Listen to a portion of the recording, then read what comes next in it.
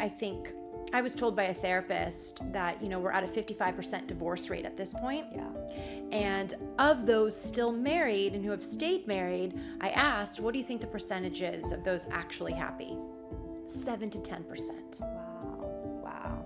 I mean, let that sink in. Yeah. So, do I sit with guilt daily?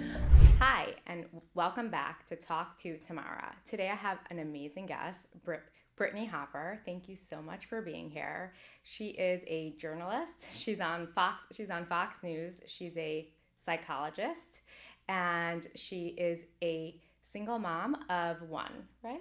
That's right. Yes. I wear a lot of hats. You can go on and on. You wear a lot of hats. So thank you so much for being here, Brittany. Yeah. I really, really appreciate you. Yeah, of course. Out. Thank you for having me. I'm so happy to be here. Yeah. Okay, great. So why don't you tell, my viewers, I don't think know you. Uh-huh. I actually found you on Instagram, and I've been following you for a long time, but I don't think that my listeners know you and who you are. So Sure. Why don't you take Sometimes us back a I don't little even bit. know me, who I am. Sure. Yeah. So I was a TV journalist for my entire adult life, mainly with CBS News in Los Angeles and on Entertainment Tonight and Inside Edition.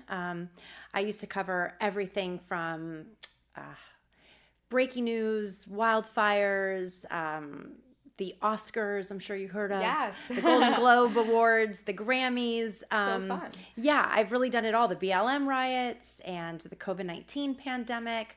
So I was the one who was out there on the front lines and, in the nitty gritty of things and got my hands dirty. And even during covering entertainment, it was also just, it looked so glamorous, but there was so much going on, the hustle and bustle and the sometimes 15, 16, 17-hour days. But it was exciting, and it was a goal of mine since I was 12 years old. And it was a beautiful career. And then I got married, and I had our amazing daughter. And, life kind of shifts once you become a mother. Yeah. I always say she became the main character in my life once she was born. So my career kind of took a step back. And at the same time, unfortunately, my marriage was unraveling. And so a lot happening. And you say single mom. I have to give a big shout out to my ex-husband because I get a lot of help from him, and he's such an incredible father. And one of the things that I always like to point out nowadays, and this in the mental health world, is we see single moms now, and I think society there's this misconception that if you're a single mother, you were left. And ironically, now more than ever, and statistically, the numbers are showing more and more women are actually doing the leaving. And if it takes a mother to leave and walk away from a situation to have to do this on her own, that the situation was probably not good. Yeah. That's so and interesting. it's interesting too, because a lot of people I've been told, well, isn't it kind of selfish? What about the children? And we hear stay for the children. And look, I don't think you're damned if you do, damned if you don't. For me, I had felt that if our daughter grew up seeing a very happy father and a very happy mother, I think that was better and is better than her seeing two parents go at it. Whether that's in a toxic marriage, whether it's constantly fighting, whether it's a passionateless marriage, whether it's one parent has checked out, whatever that is. I think I was told by a therapist that, we're at a 55% divorce rate at this point. Yeah. And of those still married and who have stayed married, I asked, what do you think the percentage is of those actually happy? 7 to 10%. Wow. I mean, let that sink in. Yeah. So, do I sit with guilt daily? Yes, I do. But at the same time, I see my ex-husband thriving now, very happy. And I am as well. And so I think our daughter is thriving because of that. Yeah. So with knowing that it's a 7 to 10% chance of even being happy, why go look for love again? Oh gosh. Well, I don't know if there's a point in my life that I don't go looking for love. I'm a lover. I'm an absolute hopeless romantic. It's part of my problem. I've traumatized my best friends to the point where at this point they're like, we're taking over your love life. Right after my divorce, we weren't even technically legally divorced. I got myself in a very serious relationship. Not a lot of people know this, especially a lot of the new followers that I have.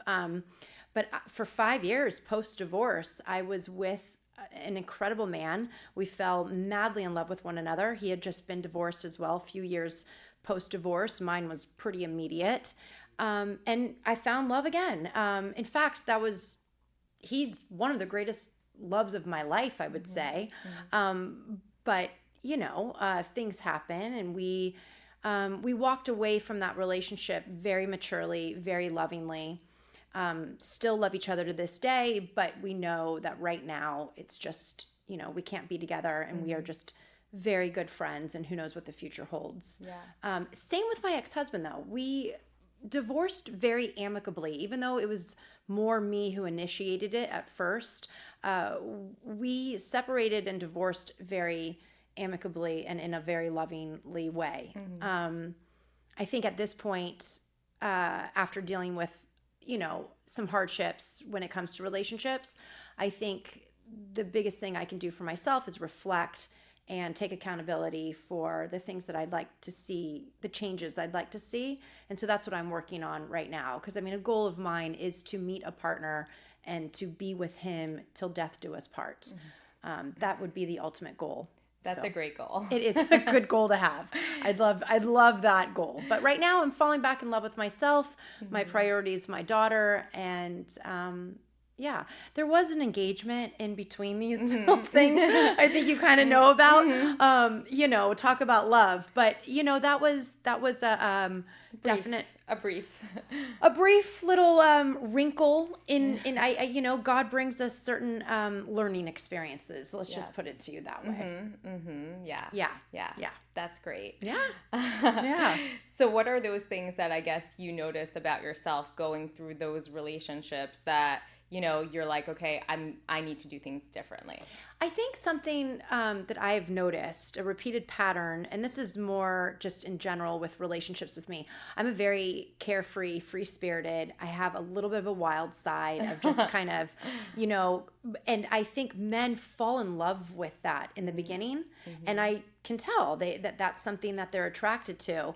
But then once the intimacy, real intimacy begins, which we know is after the honeymoon phase, they want to change that within me. And that's when I think the conflict begins. And maybe it's on me that I need to change a little bit in terms of maybe I can't be so wild and carefree and free-spirited, or maybe I just haven't met that person who can really match that and not want to control it, rather stand by me. Because listen, I would never cheat on a person. I would never disrespect a partner in that way. But there is something when you hold someone too tightly, it's not healthy. The man that I was with after my divorce, we can call him Mr. Big here. Like he really allowed me to be who I wanted to be, and I think that's why it worked so much. We had this kind of free-spirited relationship, the two of us. Yeah, I don't think that the answer is to change yourself ever, right? I agree. Because it's never going to stick. You're always just going to pretend to be something, and then you're going to be not happy. You're not authentic to yourself. Right, right. And you have to be authentic. And I've learned that as I've aged. I conformed differently when I met my ex-husband to try and be this certain person. I was more free with the man after that. And then this fiance, I 100% conformed to, just super religious. Oh, I could do all this. I can take on, 3 kids in the house. I can do all of these things. And yes, you cannot change. You have to show up who you truly are. And I really believe if I could give any advice to anyone dating, it's those first 6 months, we always put our best foot forward. No. Show them your shit.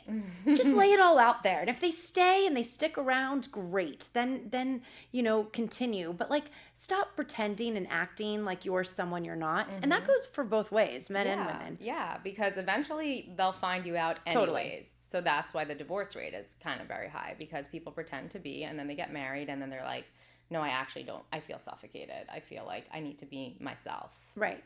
I think it's imperative to be with someone who is your best friend. I mean, you hear this all the time, but I can't say this enough. Like, you have to have the same interests. I think having same morals and values and life goals, and similar personalities. Everyone says, oh, be with opposites attract. I mean, to some degree, I want to learn from my partner, sure. And I want to, help me be better, help you be better. But at the same time, like, I need someone who's fun, outgoing, who is also the life of the party and doesn't mind that I am. Yeah. Is not going to dim my light after 6 months. Yeah, but that could be a person who is, calm and not the life of the party and is okay with you being the shining star. Sure. I tried an introvert, though, and I'm not sure it really works. You're like, I did that. I did do that. That was the fiance, and I tried to get some out, and so I don't know, but I mean, I think at the end of the day, it's kindness, it's respect, it's all of those things that we read about and hear about, and then it's also chemistry, and it's also but I think stability is a huge part of it too. I detest chaos when it's brought into a relationship. And I think that you kind of have to be stabilized within yourself to really go into a stabilizing relationship, if that makes sense. How did you grow up? Your parents were married? Yeah, my parents were married for 17 years. Wow. And then they got a divorce right after my bat mitzvah. Okay. And that's a hard age for them. Yeah. Very difficult age, but at the same time, I had a pretty good childhood. I mean, I went to private school. I went to a very religious Lubavitch Hebrew Academy growing up. I am an only child. All the attention, center of attention. It's a little bit problematic, as you get older, you kind of have to realize.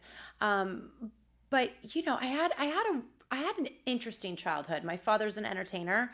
He was very well known in the 80s and 90s. And then my mother, was a stay-at-home mom for the most part, and former model, just very classy, always well put together woman. And we come from a very close-knit, tight family, and family's everything to us. And I mean, we did a lot of Shabbat dinners growing up. I kept kosher. I mean, pretty traditional childhood. Yeah. And then at 14 years old, I fell madly in love with my first love, which I think was like the beginning of just the future of like so many kind of, it set just the tone for my relationships. It's interesting because I've had the same best friends since like preschool or sixth grade or same girlfriends, like, or freshman year in college. Yet these relationships, it's like they have like this expiration date after like 5 years for me. I don't know. I am in therapy myself, working to consciously like try and figure this out. Because like I said, the next goal is to be with someone to grow old with. 1000%. Yeah. So what happened when you were 14? So when I was 14, I met so he was like the most popular boy in our town. Quarterback, captain of the football team, so hot. I was only 14 years old. He was 16, 2 years older than me. Super cool. Yes, yes. And we dated until I was 19 years old. And ultimately, I got accepted to a college and moved out of our hometown. And, it was a classic story. Yeah. Classic love story. And did you ever, like, rekindle it? We did a little bit in like college and post-college. Still to this day, he still texts me every birthday, happy birthday, and I still text him happy birthday. In fact, his wife of 20 years just reached out to me recently. She and I talk. So, it's all good. Yeah. That's great.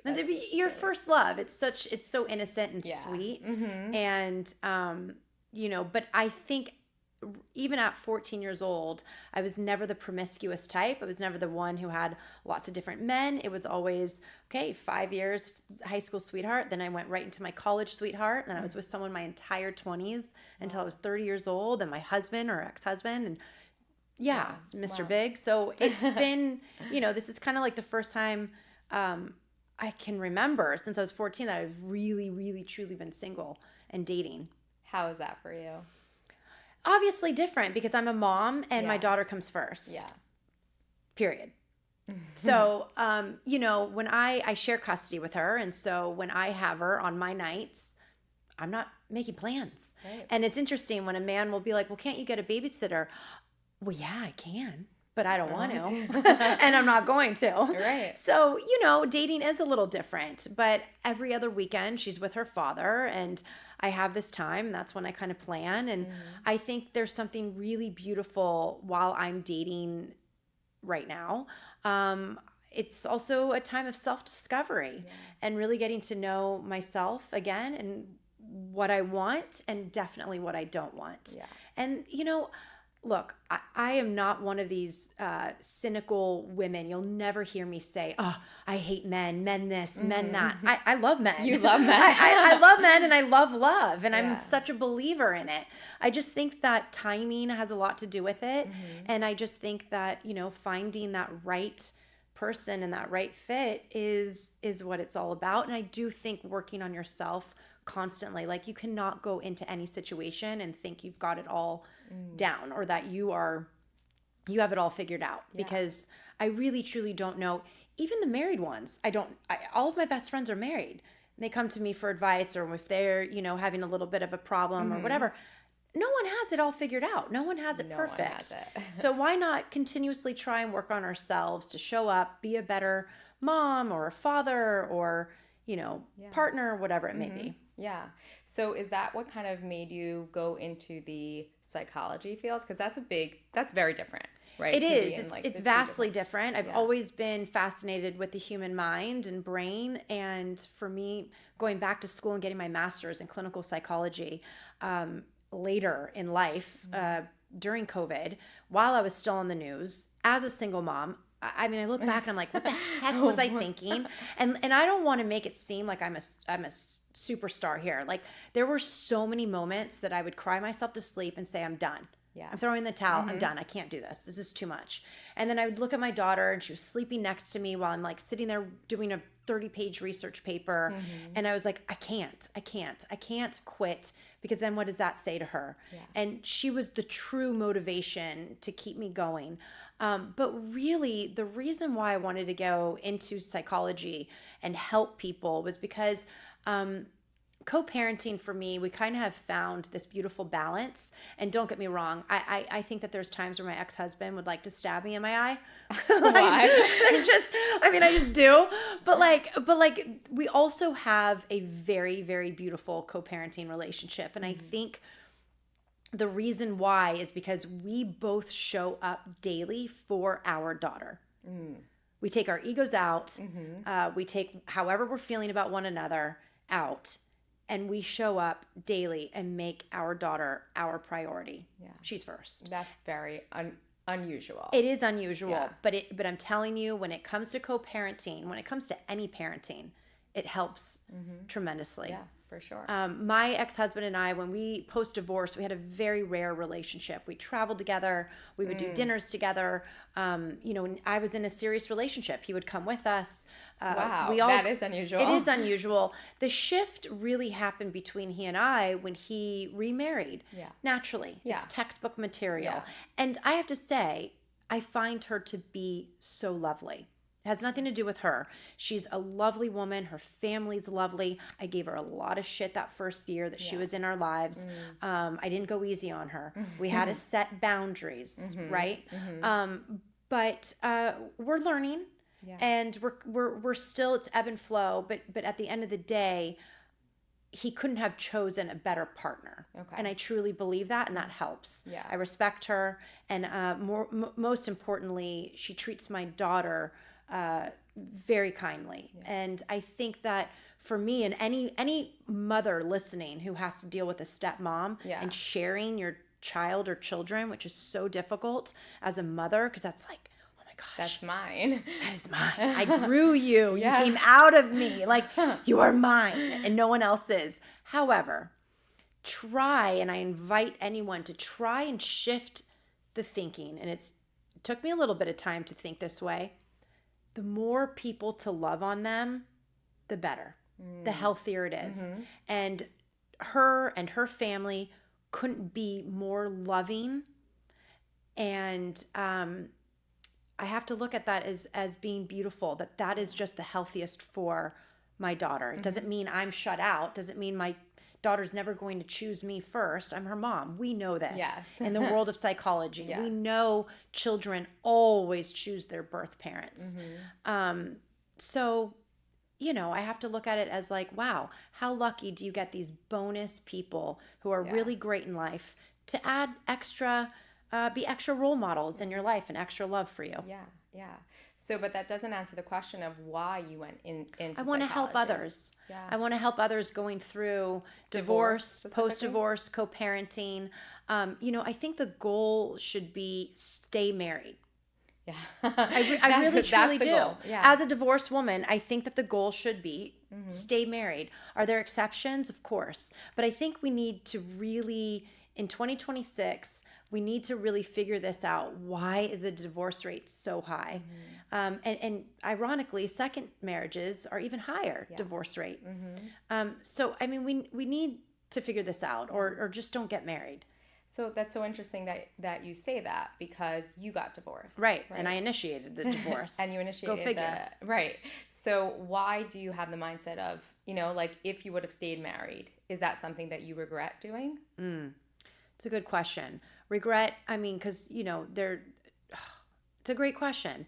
Do I regret it? I mean, I have my moments as my daughter's getting older. I regret not fully thinking what it would be like to have to share her.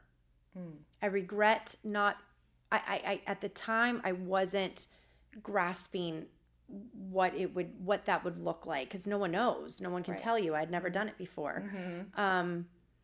And I predominantly, when my parents divorced, was with my mom. And so I think maybe I just had this tunnel vision of she would just be with me more. Yeah. I don't think I really, truly, thoroughly thought it out. And again, my ex-husband is probably one of the most hands-on fathers you'll ever meet, which I'm going to say this, and I think a lot of women, this triggers a lot of women, especially divorcees, but the men's role and the father's role is just as important as the mother's. And I truly believe that. Yeah.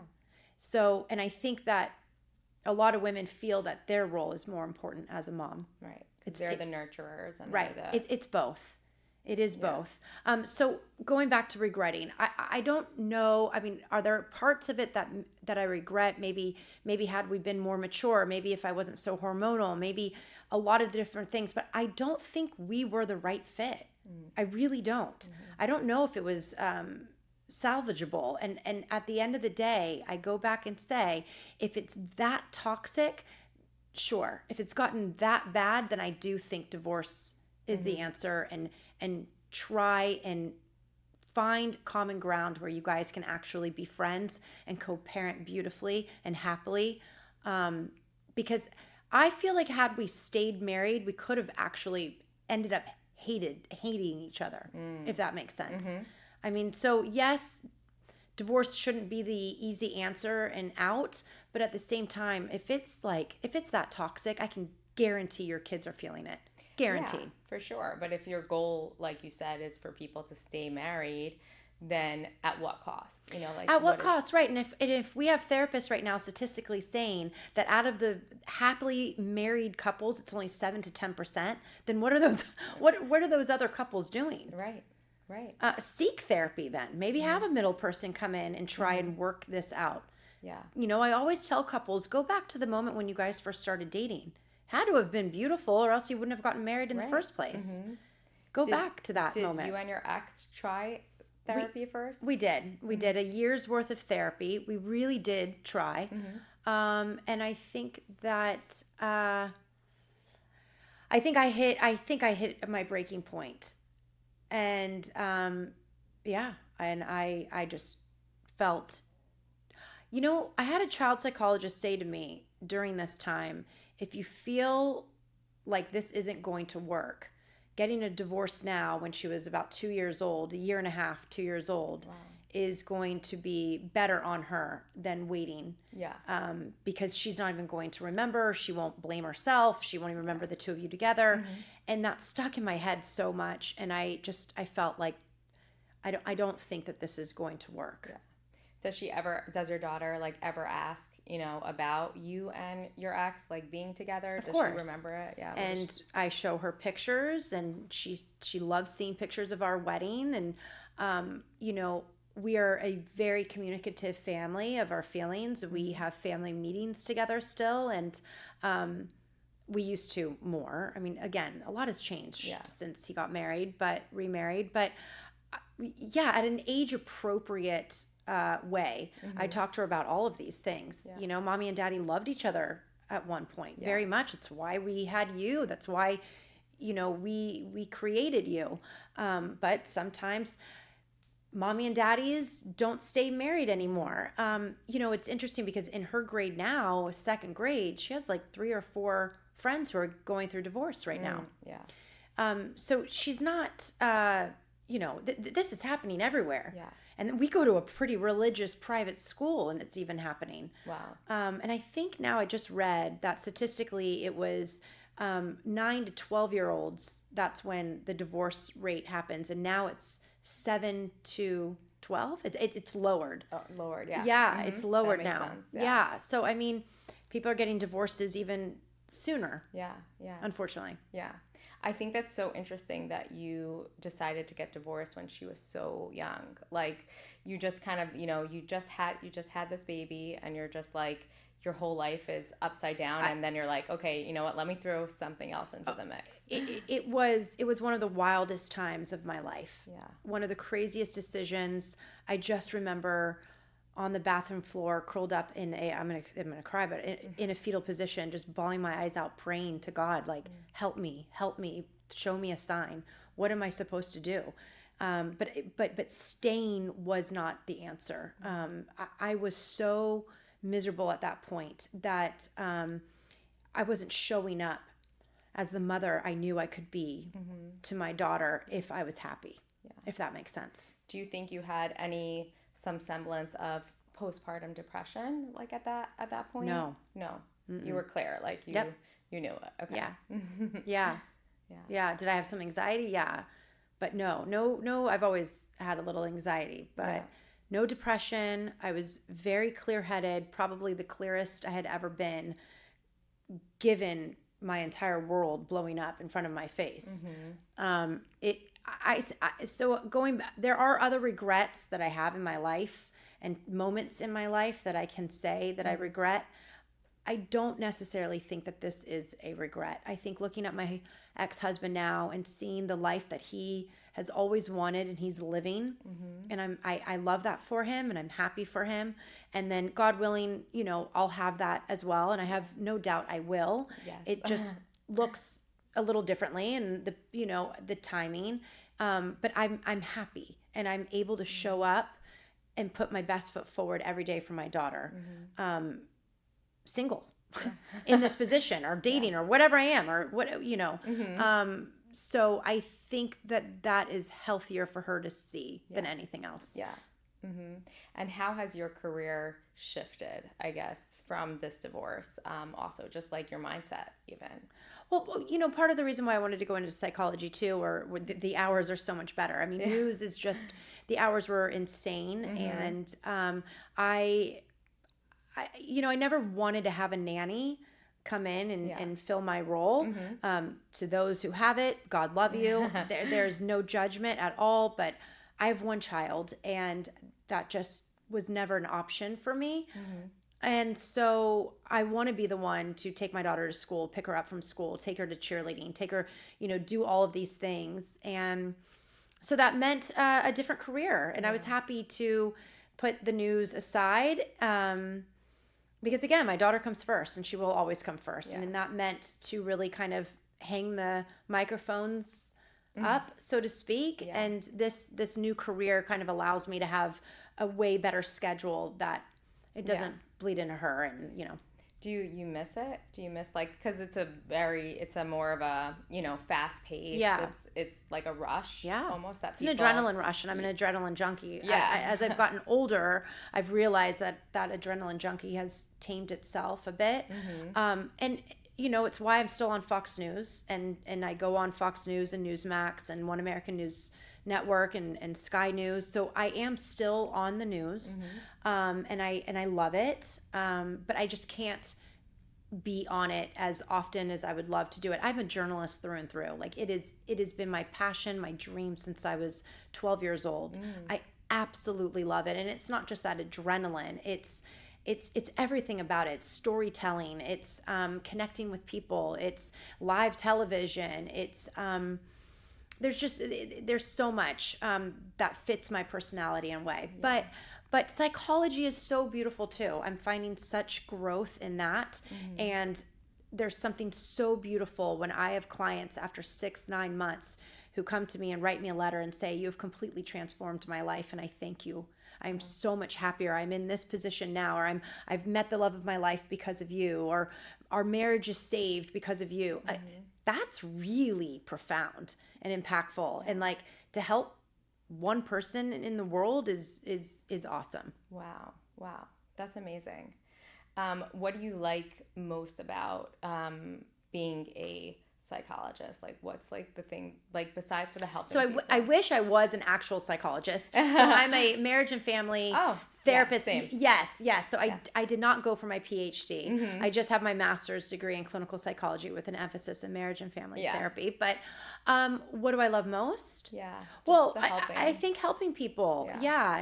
And look, I'm wearing a lot of hats right now because I take a lot of pride in being a Jewish activist as well, an Israeli activist and pro-Zionist. And so I speak out a lot about that, and it's a mixed bag of things. I'm doing a little bit of everything, and that fits my personality. I love it.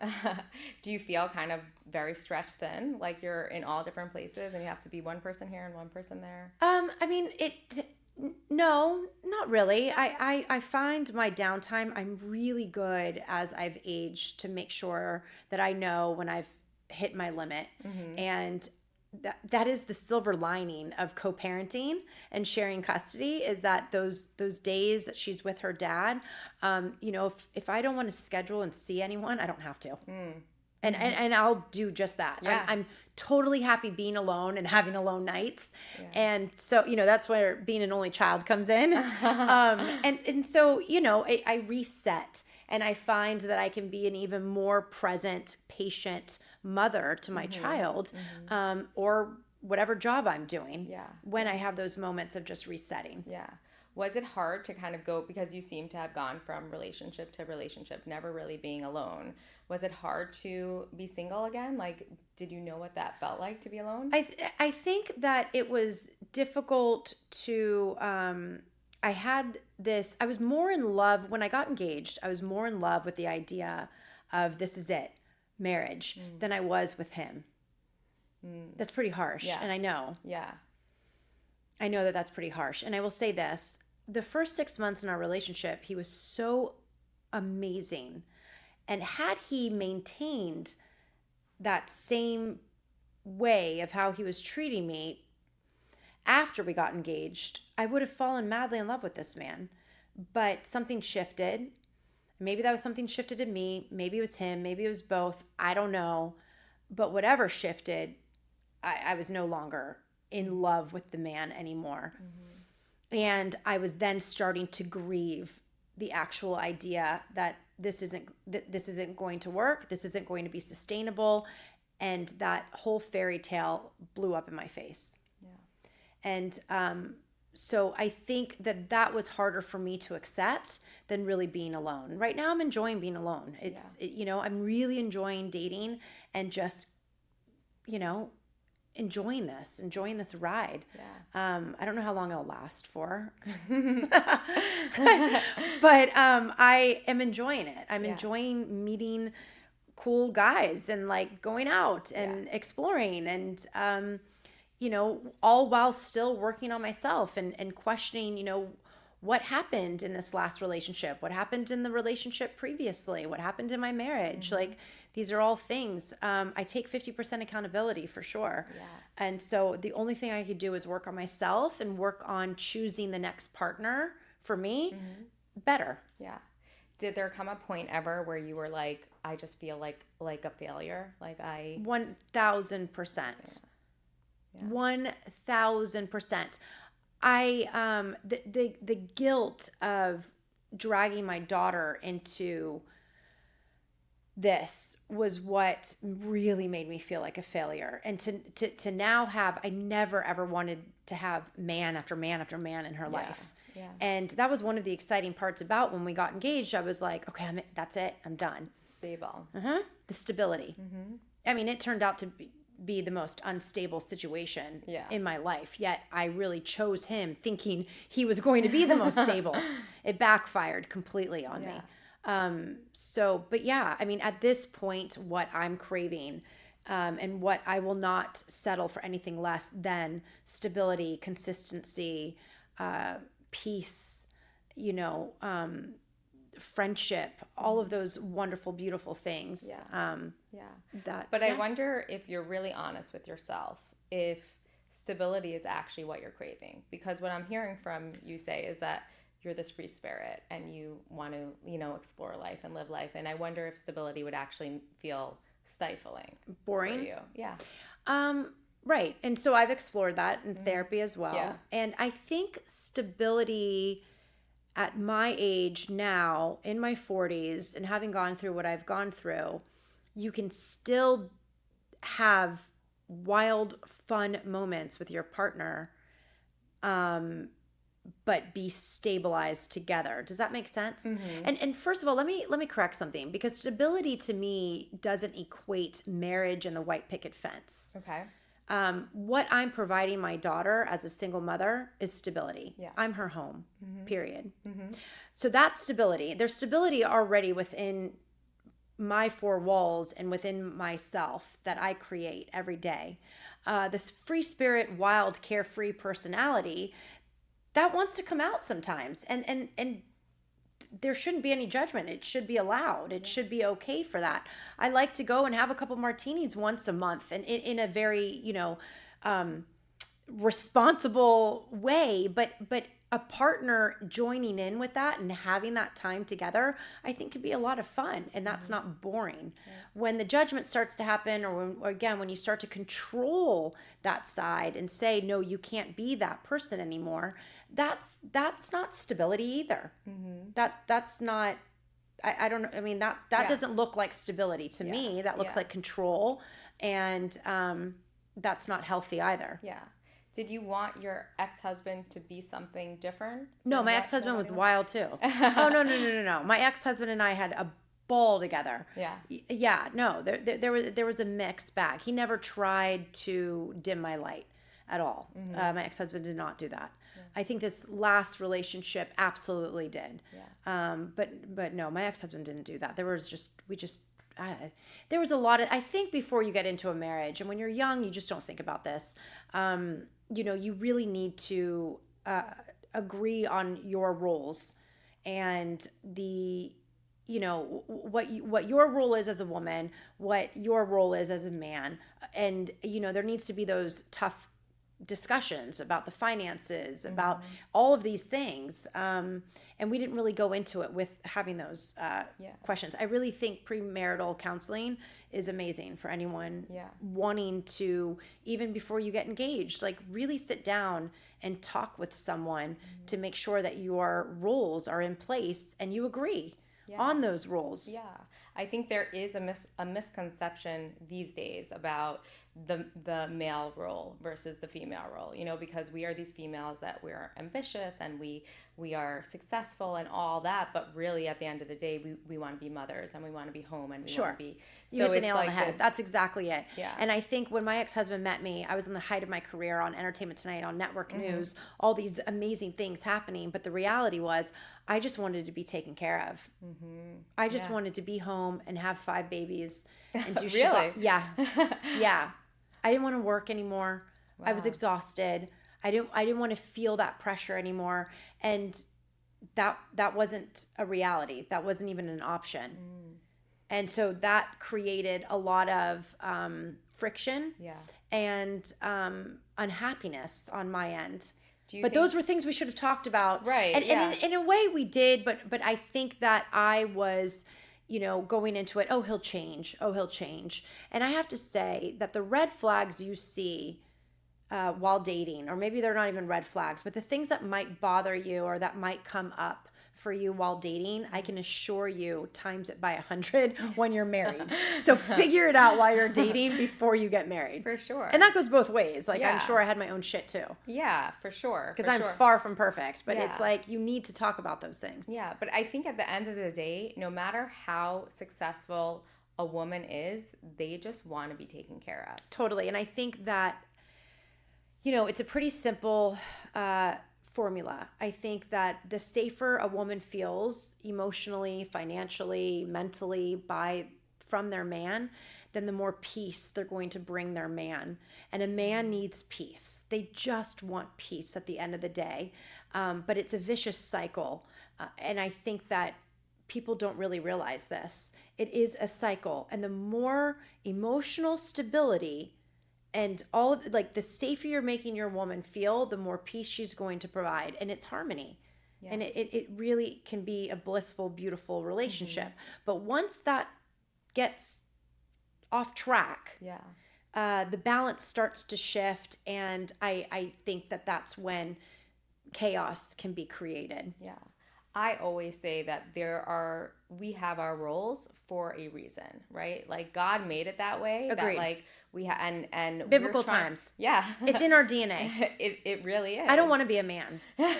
Right. I don't want to be a man. I don't want a man's role either. Yeah. I don't want to be working 40 hours a week. Yeah.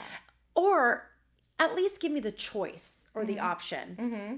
Yeah. To do that. And it's so interesting that you're saying that because you are this career woman and you've just like you because said, I've you were had at to the be. height because you had to be. Always. Correct. But you said that you always wanted to be on the news and you always wanted to do that. And that was before becoming a mom. And Okay. I worked my butt off and I'm so happy. And I do truly believe that a woman needs to have her own identity. And I do believe that a woman should always have her own separate bank account. Yes. With at least a nest egg. a year's worth, of course.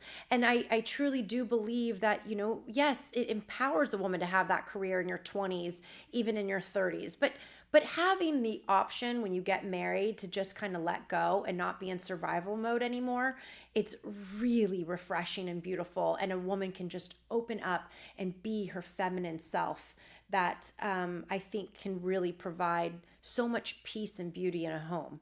So do you think that when the woman is the breadwinner and like the husband's like the Mr. Mom, like they like to call it, that those marriages really can't work? Oh, I think they can. I just think that it depends on, individually. I mean, that wouldn't work for me because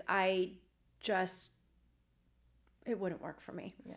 I need to look up to my man, and that requires someone who makes even more money than I do and who's even more powerful than I am. And I know that about myself. Yeah. But if that works for two people, who am I to judge? I mean, yeah, sure. Then let it work. I just think that, again, you need to talk about those roles before you get married. Yeah. I actually just heard a podcast with Rabbi Manis Friedman. Yeah, I love him. I was just with him this weekend. He's great. And he said that the key to a happy marriage is for the woman to worship the man. And I think the only way that you can do that is by respecting him, right? And not only financially, but like in every aspect, that he's going to take care of you. He is the guy that's going to 1,000%. When I look back at my relationships and why they failed, I lost respect for every man toward the end of the relationship. For different reasons, but looking back, I was losing respect for the man. Yeah. And so, yeah, I mean, if you're not worshiping your man and putting them on a pedestal, I'm not sure. And same with the man, if you're not respecting your woman and putting her on a pedestal, obviously differently, then I don't really see how how it's going to work.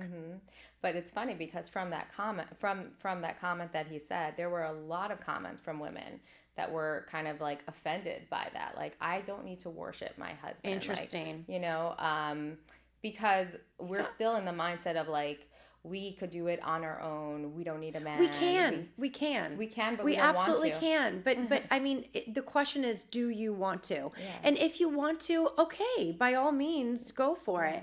But I am, contrary to what so many people might think, I'm more of a traditional woman. And I, but we can do it all. And I think that that's a beautiful thing. And I definitely want my daughter and other women to know that that's, yes, you can. Yeah. Yes, you can. But the question is do you want to? Yeah. And I'm sure that men probably get a misconception of you, right? Because you're this journalist, psychologist, very accomplished woman, that they probably think that you want to be just, the one that takes care of everything. And, I don't know. I don't know. Most men, I think they read me pretty well right off the bat. Yeah. And they can tell, because I do wear my heart on my sleeve and I'm pretty transparent. Yeah. And so I do think that they can tell that, and I'm only really drawn to men who are very masculine. And masculine men tend to really seek out more feminine, softer women. And so I don't know. I mean, maybe there's some men who think that, but the majority of men that I date and go on dates with, I think they can tell even after the first phone call conversation that, I'm a more traditional woman. Yeah. And yeah. Yeah. Can you tell us like a little bit about your faith and how, the journey, I guess, that you went through? Because you grew up, you said, in a Lubavitch home. Right. So I grew up, I grew up in the Lubavitch world, not a Lubavitch home. Okay. And so my mother is Moroccan Jewish and my father's not. But I was raised very religiously and very Jewish. Modern Orthodox, we kept a kosher home. I went to a Lubavitch Hebrew Academy until I was about 13 years old. And, it's extreme to some people, but what it did was instill the utmost values and moral compass that I use to this day with daily decisions and how I treat others. So, with that, I'm so grateful for it and thankful that I was raised that way. And the traditions that were carried down by my mother and grandmother and great grandmother, are being carried down to my daughter and, God willing, her children. And it's a beautiful thing. Jewish women hold a lot of power. In our religion, you are what the mother is, not what the father is. And so there's a lot of pressure. And we are taught, to provide the peace in the home and to bring that peace. It was very important to me to marry a Jewish man and have a Jewish babies. And it's funny because now, I'm going on dates with non-Jewish men and I'm really wondering if that's such a priority now. Oh, interesting. I know. How did that shift, especially being the fact that you are an activist, right? And you wear your, you're not wearing it today, but you usually wear your chai. It's on, it's just hidden. It's under my thing. Chai necklace. Yeah. I look, a couple of things. I think obviously I have to be with someone who is pro-Israel and, really believes in any religion. I think as long as you're religious, like I could never be with someone who doesn't believe in God. Right. But as long as you're religious and you grew up with some religion and you are pro-Israeli or Israel, then, I think that I would not date you. I mean, would I prefer a Jewish man? Of course. But, so far, the non-Jews I'm way more compatible with for some reason. I don't know why, but there's something, So who knows? And I don't plan to have any more children. And I think that that's a big factor as well. Yeah. And so, yeah. Yeah. But that's really interesting that is it that I'm going to get priorities? some shit for saying that. I know. Why? I know. Well, because in the Jewish world, you really, I mean, it's ingrained in your head. You stick with your kind. To stay with your kind. Yeah. But Mr. Big, my 5-year was also not. Love was not Jewish. Is not Jewish. Right. So I mean, and we had a fantastic relationship for a good 4 years. It was amazing. So you just never know. Is it hard to kind of flip-flop back and forth? Like, you were dating, your ex-husband was Jewish, and then, right? So I don't really my ex-husband was Jewish, Okay. and then Mr. Big was not. And then the fiance Was. Yeah, he's so past tense. that is the one person I will was. never be friends with. Isn't that weird? I'm Yeah. like, I can call my high school sweetheart if God forbid I need something and he would be there. And this one, Please block, my, delete, don't ever contact me. Yeah. But I've come to a place now where I pray for him. I pray he gets well. Exactly. Yes. Well said. Yes. Yeah, exactly.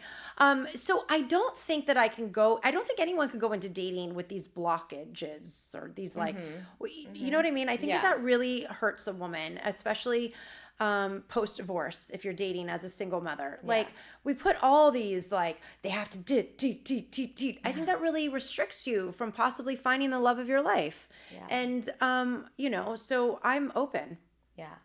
No, you're definitely gonna get. I'm open. I'm open to men only, but I'm open, and I'm open to a non-Jewish man. Right. I just want to really, I think that there's so many other things that are way more important than who they're praying to. Yeah.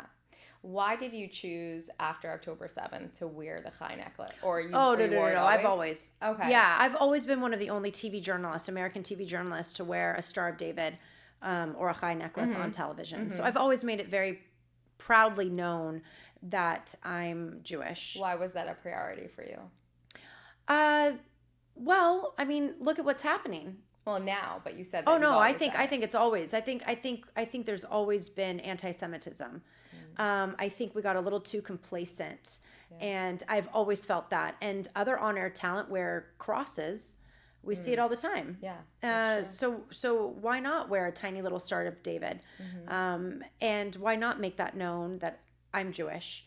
But I think now more than ever, we need to fight for our position in the world and educate people, because I think that that's really what's happening is the ignorance and the rumors and the lies that are spreading on social media that couldn't be farther from the truth, are just getting so blown out of proportion and spreading like wildfires that people really do believe that we're like the devil here. And it's I don't know, it's some of the most incredible peaceful humans on this planet are Jewish, who literally are born and bred to provide goodness out there in the world. I mean, we're 15 million people out of the population in the world, and yet we have some of the highest Nobel Peace Prize winners. We have some of the most billionaires. Israel is the number one country that produces the most life-saving cancer treatments, chemotherapy, life-saving medical devices out that are coming from innovative technology come from Israel. We have the most amount of doctors. I mean, that's not by coincidence that you have this small population who literally want to help others. How can we be so evil and bad? I don't get it. And just leave us the fuck alone. At the end of the day, I'm sorry to say it, but just fucking go away. Let us go. We're Let us minding be. our own business. Totally. Not getting involved, exactly. We just want to eat, pray, love, help. Yeah. Is that bad? Make money. I don't. Did you ever get flack for wearing it? No, I never got flack for wearing it on air, but I did get flack for posting an Israeli flag, and this was a year prior to October 7th when I was with CBS News, and this ultimately was one of the main reasons why I parted ways with CBS News. Was they wanted me to take it down, and all it said was Am Yisrael Chai, which means Israel forever.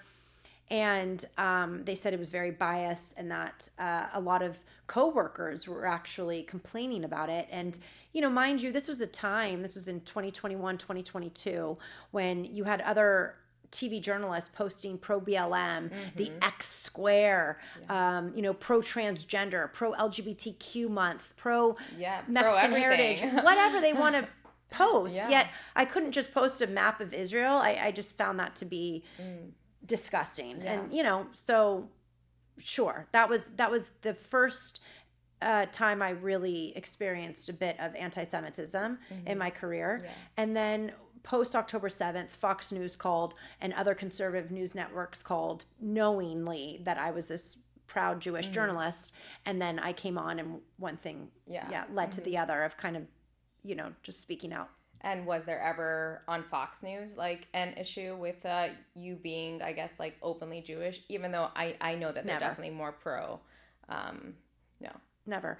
And what upset me the most, especially knowing that I guess it was coworkers who ratted me out, I didn't care if you had, I even posted the black square at one point. Like I would never. The hypocrisy. Hypocrisy of it was so hurtful. It's like, really? Like I knew a lot of gay on-air talent, and I supported their cause, and I, it was just so hurtful to hear that like friends or coworkers would actually call and complain that there was a map of Israel on my personal social media. Do you think that they actually did, or I do. That the news 1,000% I do. Yeah. Wow. Yeah. Did you ever confront them? No, because I don't know who. It was anonymous. Okay. And it was HR that called from New York, and it was a whole big thing. But I do think that it came from within. Wow. Were you the only journalist that was Jewish at the time? No, there were others, but I think that I was the only very outspoken, wearing my Star of David and making it very known. I've always had on my Instagram where you put like your little bio type thing, Instagram, Twitter, X. I've always had proud Jewish Zionist. I mean, this was even before October 7th. Yeah. So, Yeah. So you were always this like activist kind of? Not activist, but I've always made it known. I mean, the way that I was raised, and if you are raised in a Lubavitch setting, the great Rebbe, who I grew up under his teachings, always said to be proud of your heritage, to be a proud Jew, and to always fight for Israel and stand up for Israel. And so that was kind of just all I have ever known. I mean, I had an Israeli flag up in my bedroom. I have pictures of it when I was like 11 years old, 12 years old, next to the American flag. I mean, it's just kind of how I always was raised. I always just had a connection to this beautiful religion and to this beautiful country. I don't know. Have you been to Israel? Of course, yeah. It's just, I mean, I don't care what religion you are when you go there. I mean, when I'm there, I feel like a sense of calm. Right? I don't know what it is. Yeah. I went to one of the temples, one of the oldest temples, and I fell on my knees and just started bawling my eyes out. Like, it was so cathartic, but so emotional. I mean, the history that's around, how can anyone deny? Like, it's like you have these other religions that popped up hundreds, thousands of years later than Judaism. It's just, it's mind-boggling when you have the proof right there. And, people deny. But Wow. So. Wow. Okay. Well, thank you so much for being here, Thank Brittney. you for having me. This was amazing. Thank you. Yeah. I really, thank you really so much. appreciated it. Was there anything else that you wanted to discuss? No, I think we can, talked edit it all. out. I love my dating, my dating. Yeah, to be continued on my dating life. That seems to be the best, most popular topic these days. My dating life. Is it? Like, do people ask you about it all the time? My dating life is like the number one question I get asked. Why? I have no idea. I think that a lot of people can relate, and I think that a lot of people want to see. When I got engaged, there were it went viral. It was super public. I actually remember that. Yeah, and I think that's how I found you. Yeah, I think because people really were like, we want the good one. Like, oh, she's such a good person, and we want her to win, and I see myself in her as a single mom or as a divorcee, and it's this like hopeless romantic love story of a second chance, a second opportunity at love. And so I think people just kind of can resonate with that, and they ultimately want that fairy tale as well. And so I think that, when it didn't happen, I didn't even know how to announce it. Should I have announced it? What should I have done? I tried to, and I'm still trying to be as respectful to all parties involved, especially considering there's children involved on why that ended. And then now it's all about, look, I tell my daughter all the time, when we get knocked down, we get ourselves back up. And I do believe this, and I will say this, any form of rejection is God's way of protection. And I do really truly believe, and I have so much hope that the love of my life is out there, and I will get that fairy tale happily ever after. Yeah. Well, that's really that's amazing, because for people, I guess, who've gone through all the things that they've gone through, it's really hard to kind of hold on to that hope. So what gives you that hope? Is it just faith? I mean, listen, what's the alternative? Just not being hopeful. Right. And that's sad. That sad. kind of makes me sad for a person if you don't carry that hope. Yeah. I'm probably one of the most optimistic people you'll ever meet. And I love that about myself. I don't want to be pessimistic. Yeah. I like thinking that, everything's going to be okay. Yeah. Do I know that things might not be at times? Sure, I've been knocked down, but then I also know that things come out of it even better. Yeah. And it's been proven over and over again in my life. And I find good in everyone, and maybe a little by default, because I really do just think that people are genuinely good out there, and they want good. Yeah. And I think hurt people hurt people. Yeah. And so those hurt people, just maybe they need a little extra TLC, I guess, and maybe a little more hope in their lives. Yeah. So if I can provide that, have a little more hope. Yeah, and I think that what's unique about you is that a lot of people going through a divorce, and I see this with a lot of my clients, they just become very bitter. They become angry. They blame Understandably everything. so. Yeah, I get it. Yeah, and they're and so it takes them a while to kind of get to that place where they are hopeful that life's gonna look different. And it's really hard for them when they're in that really dark, bitter place to get out of that hole. So look, of course, and you can't just be. You can't just think, oh, it's all unicorns and roses. Yeah. I mean, I was in one of the most darkest times of my life, besides my divorce, but this was different. This was so different. After this engagement ended, this was the craziest experience I'd ever experienced in my life. That I was in a very, very dark place for me, someone who was filled with so much hope and light. I allowed myself to sit with that and to try every day, journal, sit with those feelings. Why am I having this? I mean, we all knew why, because of how crazy the situation was, but and how painful it was, because I never thought that what he did to me, I never thought a human being could do to another human being. Yeah. I just didn't even think it was possible. So that's what hurt the most. It wasn't that I was so madly in love. It was really, I just didn't think that another person could do that to another person. Yeah. So, I can understand like some of your clients and other people who are stuck in that moment, but I invite you to really try and shift your mindset and maybe think that don't take it so personally. What happened to you was because of you. Maybe it's because of something they're going through. Maybe it's something that they're dealing with. Maybe it's the type of person that they are. And maybe ultimately it was because there's something bigger, greater, and better that is out there for you. Wow. And I think on that note, that is amazing. And I always love to end on a positive note, you know? So thank you again, Brittany, for being here. It was so lovely meeting you in person, and next time over cocktails, and we'll have that little wild carefree side come out of both of us. For sure. Would you like to tell people where to find you? Sure. Brittany Hopper TV, and that's BrittneyHopper TV. On Instagram. On you're saying. Instagram, yes. Yeah. It's like my biggest following. Yeah. Okay, great. Thank you. Thank you.